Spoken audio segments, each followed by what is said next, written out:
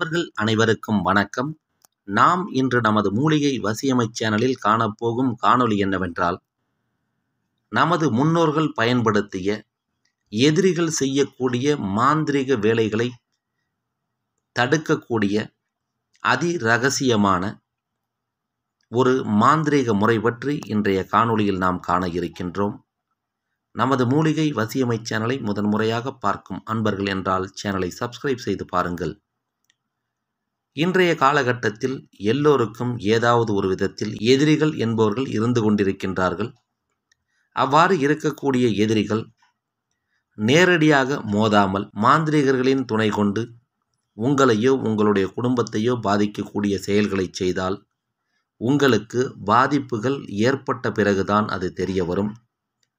அவ்வாறு தெரிய வரக்கூடிய ஆரம்ப நிலையிலேயே அவர்கள் செய்யக்கூடிய மாந்திரிக வேலைகள் உங்களை பாதிக்காமல் தடுக்கக்கூடிய மிக எளிமையான மாந்திரீகம் இன்று நாம் காணப்போகின்றது.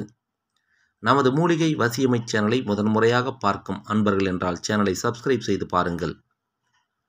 உங்களுக்கு எதிரிகளால் மாந்திரீக பிரச்சனைகள் இருக்கிறது என்பதை உணர்த்தக்கூடிய சில அறிகுறிகள் ஏற்படும். வீட்டில் தேவையில்லாமல் பிரச்சனைகள் வருவது,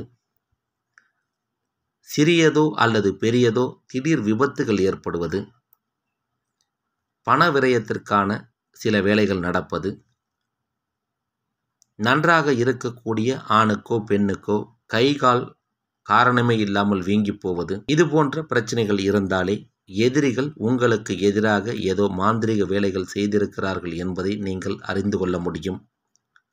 அவ்வாறு இருக்கக்கூடிய நேரத்தில் உங்கள் வீட்டிலிருந்து ஞாயிற்றுக்கிழமைகளில் இரும்பு கடைக்கு சென்று இரும்பு சங்கிலி ஒன்று 2.5 அடி நீளம் உள்ளதாக பார்த்து வாங்கி வர வேண்டும்.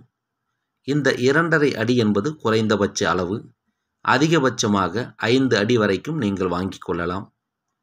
இவ்வாறு வாங்கி வந்த அந்த சங்கிலியை உங்கள் வீட்டிற்கு முன்புறத்தில் பூமியில் 1/2 அடி ஆழத்திற்கு பள்ளம் தோண்டி நீளவாக்கில் உள்ளே வைக்க வேண்டும். சங்கிலியை உள்ளே வைத்த பிறகு அந்த சங்கிலிக்கு மஞ்சள், குங்குமம் ஆகியவற்றை பூசி 5 எலுமிச்சம் பழங்களை அந்த சங்கிலியின் ஆரம்பம் முதல் முடிவு வரை வைத்து, சங்கிலி மேலே வைக்கப்பட்டுள்ள எலுமிச்சை பழங்களில் ஒவ்வொரு பழத்திற்கும் ஒரு பெரிய கற்பூர கட்டியை வைக்க வேண்டும்.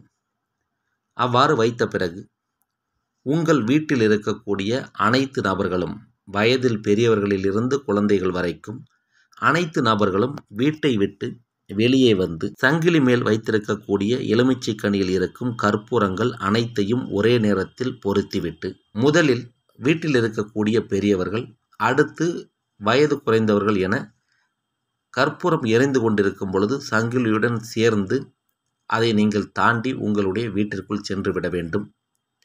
இவ்வாறு சென்ற பிறகு கடைசியாக சங்கிலியையும் கற்பூரத்தையும் தாண்டக்கூடிய நபர் யாரோ அவர் மட்டும் கற்பூரம் எரிந்து அணைந்து முடிந்த பிறகு குழியில் உள்ள சங்கிலி, எலுமிச்சைக்கனி இவற்றை மண் கொண்டு மூடிவிட வேண்டும்.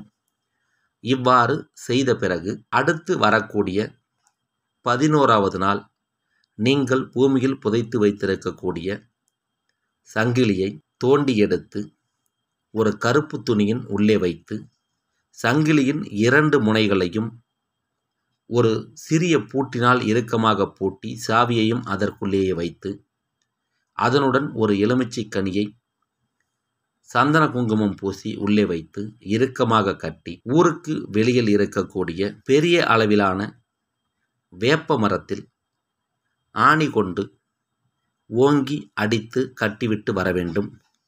இதை மட்டும் நீங்கள் செய்தால் போதும். உங்களுக்கு எதிராக எதிரிகள் எந்தவிதமான மாந்திரிக வேலைகள் செய்தாலும் இதை நீங்கள் செய்த நாளிலிருந்து இதுவரை இருக்கக்கூடிய பாதிப்புகள் நீங்கிவிடும். இனிவரும் காலங்களில் எந்தவிதமான பாதிப்பும் உங்களையோ உங்கள் குடும்பத்தையோ எதுவும் செய்ய முடியாது. இது பல வருடங்களாக நமது முன்னோர்கள் செய்து பலன் பெற்று வந்த ஒரு ரகசிய முறை. இதை உங்களுக்கு பாதிப்பு இருந்தால் செய்து பார்த்து பலன் பெறுங்கள். இதை செய்து பார்க்க இயலாத நபர்கள் அல்லது எதிரிகளின் தொந்தரவிலிருந்து, மாந்திரிக பாதிப்புகளிலிருந்து பாதுகாப்பு வேண்டுமென்று நினைக்கக்கூடிய நபர்கள் எமது உதவி தேவைப்பட்டால் நம்மிடம் கிடைக்கக்கூடிய சத்ரு சம்ஹார மை தாயத்து, அஷ்டதிக்கு பந்தன தாயத்து, அஷ்டதிக்கு பந்தனம், இது போன்ற பொருட்களை வாங்கி பயன்படுத்தி பலன் பெறுங்கள். இந்த காணொளி உங்களுக்கு பயனுள்ளதாக இருந்தால் பயன்படுத்தி கொள்ளுங்கள்.